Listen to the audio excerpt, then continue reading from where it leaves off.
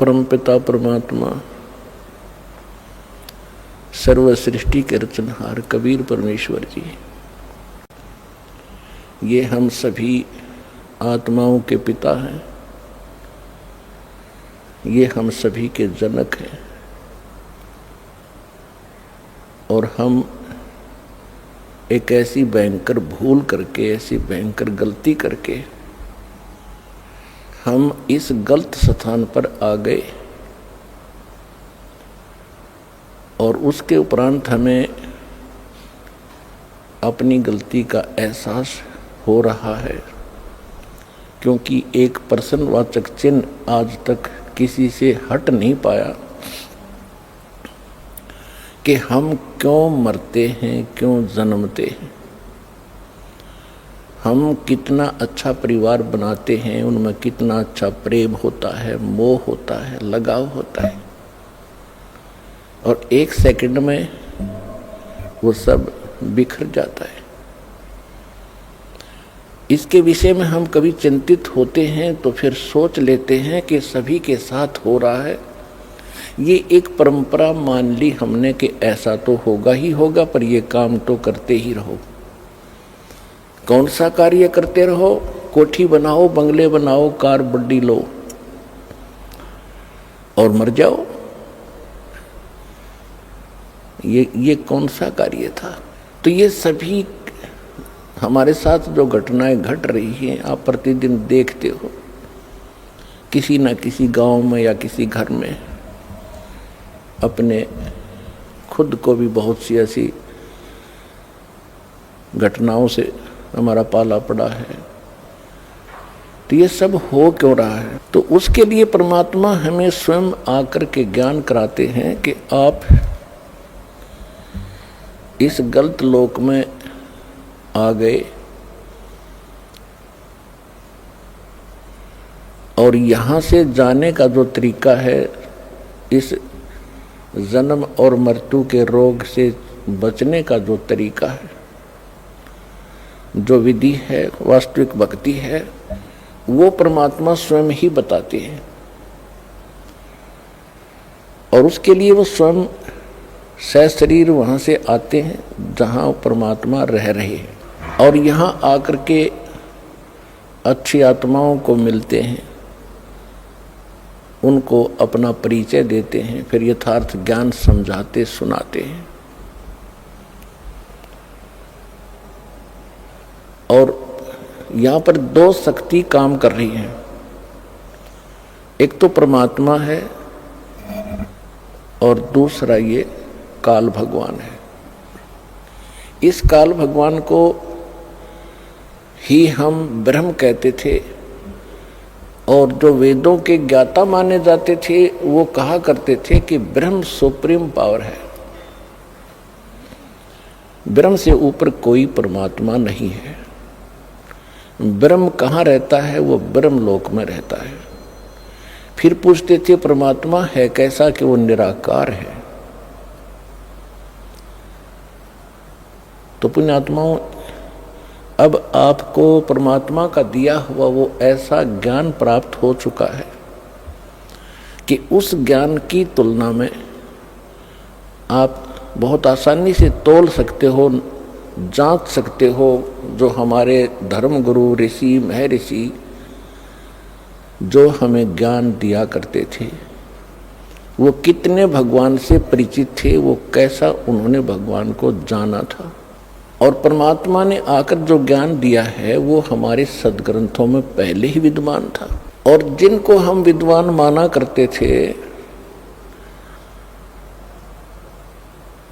और जो संस्कृत भाषा बड़ी धारावाहिक बोला करते थे,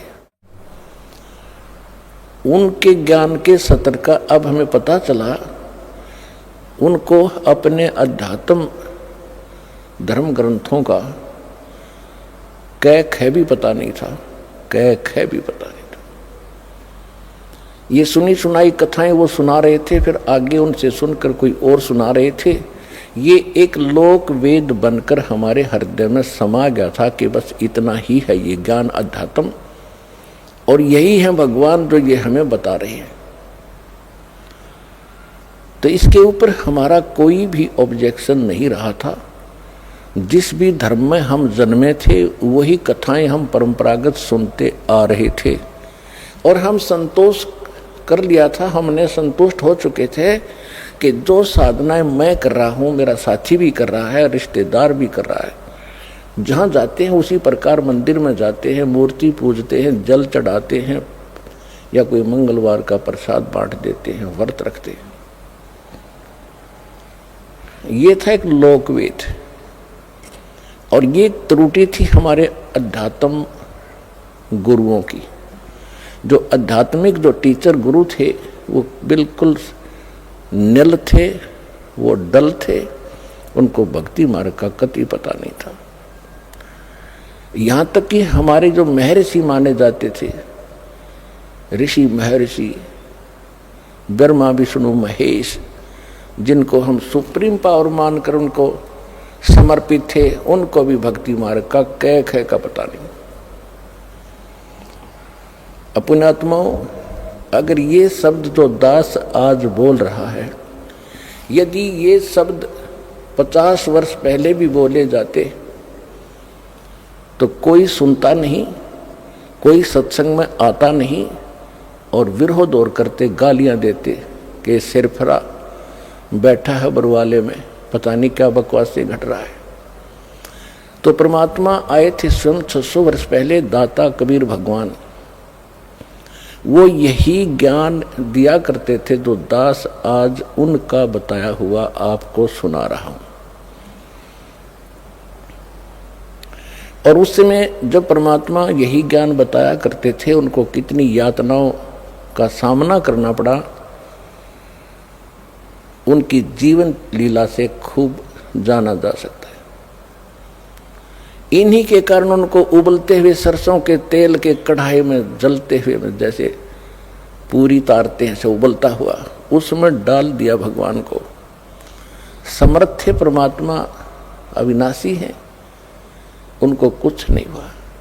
घेरे कुएं में, बहुत गहरा कुआं होता था, 200-200 फुट नीचा, जल नहीं था, उसमें डालकर ऊपर से मिट्टी, गोबर, छड़े, कांटेदार झाड़ियां से ठोक दिया। परमात्मा थे वो बाहर बैठे पाए। कहने का भाव ये है कि वो तो भगवान के साथ ऐसा हुआ था, अगर इस दास के साथ हो जाता तो पहले झटके मर लेता। तो इसलिए परमात्मा ने ये तरीका अपनाया कि पहले तो भगवान वो ज्ञान देकर गए और जो विरोध कर रहे थे हमारे धर्मगुरु पंडित, वो कहते थे इसको कुछ नहीं मालूम, ये झूठा है, ये क्या जाने वेदों और गीता को, क्या जाने ये पुराणों के विषय में, इसको संस्कृत भाषा नहीं आती। तो ये हमारे हृदय में घर कर गई ये बात उनकी कि कबीर जी अशिक्षित हैं और हमारे धर्मगुरु काशी विद्यापीठ से ये पढ़े हुए हैं और हमारे सदग्रंथ भी संस्कृत भाषा के अंदर ही लिपिबद्ध थे। तो जिस कारण से हमें अपने उस नकली धर्मगुरुओं पर अविश्वास नहीं हुआ कि ये झूठ बोल रहे हैं, कि कबीर जी गलत ज्ञान दे रहे हैं। तो परमेश्वर ने इसलिए ये शिक्षा आपको दी है। आपको अभी तो शिक्षा का जो उद्देश्य है यही मान रखा है कि ज़्यादा से ज़्यादा कमाई करूं, धन जोड़ूं, कोठी बनाऊं और कार लूं, अपना बेटा बेटी को पढ़ाऊं, ये उच्च अधिकारी लगें, घनी माया जोड़ें। और जिसमें आपको जो दास आज वचन बोल रहा है कि ये शिक्षा परमात्मा ने आपको दी है और इस शिक्षा ने आपको इतनी हानि कर दी है, आप अंदाजा नहीं लगा सकते। केवल आपने रोजी रोटी को ही उत्तम मान लिया।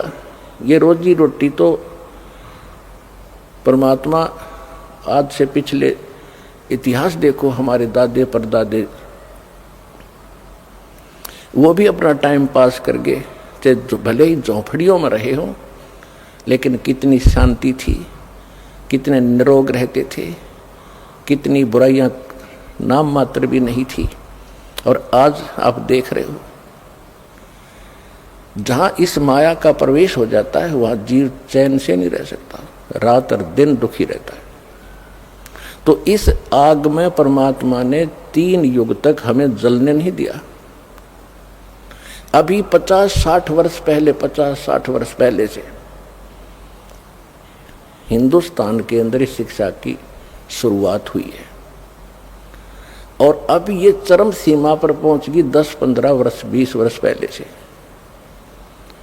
अब परमात्मा ने इस समय अब कितने अच्छे इंस्ट्रूमेंट दिए, इंटरनेट बना दिया, मोबाइल बना दिए, इलेक्ट्रॉनिक्स ये टीवी चैनल बनवा दिए, डीवीडी और सीडी बनवा दी, एक छोटी सी चिप बनवा दी जिसमें 100 घंटे का सत्संग आ जाता है, मैटर आ जाता है। तो इतना अज्ञान हो चुका था, उस अज्ञान को हटाने के लिए परमात्मा ने ये सुविधाएं दी आपको और उसका ये परिणाम है कि आज आप वो बातें सुन रहे हो जो भगवान 600 वर्ष पहले सुनाया करते थे और मार खाया करते थे। तो ये परमात्मा ने यही तरीका अपनाया कि जब तक इनको अक्षर ज्ञान नहीं होगा ये भगवान नहीं पहचान सकते और ये बच्चे ऐसे ही भ्रमित रहेंगे। तो परमेश्वर ने ये 600 वर्ष पहले बता दिया था, वैसे तो 4 युग पहले ही परमात्मा ने इस काल से कह दिया था, क्योंकि काल ने कहा था कि 3 युगों में जीव मत ले जाना, कम ले जाना। तो परमात्मा ने भी उसकी ये शर्त मंजूर कर ली थी कि ठीक है जो आप कहते हो ऐसे ही करूंगा। फिर काल ने कहा था कि 4था युग जब कलयुग आवे तब तो शरण जीव बहु जावे, प्रथम अंश हमारे जाही और पीछे अंश तुम्हारे जाही, ऐसा वचन हर मोय दीजे तब संसार गवन तुम कीजे। अब जो प्रसंग चला है इसके लिए थोड़ी सी भूमिका बतानी पड़ेगी कि परमात्मा जब प्रथम बार यहाँ आए और यहाँ हाहाकार मच चुकी थी, क्योंकि यहाँ तो दुख ही दुख है, बेशक सतयुग भी क्यों ना हो, मृत्यु तो वहाँ भी थी, वृद्ध अवस्था भी थी। वृद्ध अवस्था और मृत्यु इस प्राणी के लिए सबसे बड़ा कहर है और ये दोनों कंपलसरी क्यों गए का बेशक बीच में अचानक मर जाए, लेकिन वो मृत्यु अच्छा नहीं मानता कोई भी, और बुढ़ापे में मृत्यु कोई बड़ी बुरी सी नहीं लगती। तो एक कंपलसरी है बुढ़ापा भी और मृत्यु भी, और दोनों महादुख। तो परमात्मा जब वहाँ से आए कि ये बहुत दुखी हो लिए हैं, अब इनकी अकल ठिकाने आगी होगी, इनको सच्चाई बताऊंगा, यथार्थ ज्ञान दूंगा। तुम यहाँ के रहने वाले नहीं हो, तुम सतलोक में रहते थे, वहाँ कोई अभाव नहीं, वहाँ कोई मृत्यु नहीं, वहाँ कोई वृद्ध अवस्था नहीं, वो शरीर दूसरा मिलेगा आपको। तो ये सब ज्ञान देने के लिए परमात्मा उद्देश्य लेकर आए।